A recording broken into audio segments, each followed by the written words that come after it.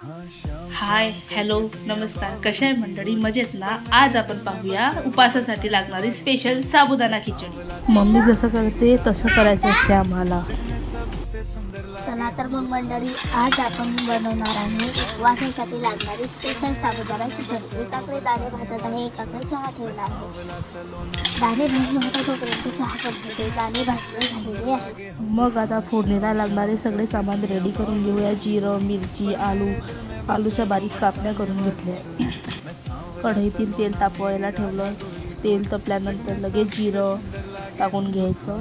जिरं तडतडू द्यायचं. नंतर त्यामध्ये आलूच्या कापण्या टाकायच्या. आलू मीडियम टू लो गॅसवर हलवत राहायचं, नाहीतर आलू कढईला चिटकण्याची शक्यता असते. नंतर मिरची टाकून घ्यायची. मिरची आणि आलू गर हलवून घ्यायचं. आलू आणि मिरचीला चांगलं शिजू द्यायचं. तोपर्यंत आपण साबुदाणा आणि शेंगदाण्याचं कूट करून घेऊया. आता चांगल्या प्रकारे आलू शिजलेला आहे. हाताने एकदा दाबून पाहिजे. त्यामध्ये नंतर साबुदाणा आणि शेंगदाण्याचं कूट टाकून द्यायचं आणि मस्तपैकी हलवून घेऊया. साबुदाणा आणि शेंगदाण्याचं कूट मस्त एकत्रित झालं पाहिजे असं हलवून घेऊया. नंतर त्यामध्ये मीठ टाकायचं आणि 10 मिनिटे वाफेवर शिजू द्यायचा. अशा प्रकारे मस्त साबुदाणा मोकळा झालेला आहे. तुम्हाला साबुदाणा खिचडीची रेसिपी आवडली असेल तर लाईक, शेअर आणि सबस्क्राईब करायला विसरू नका.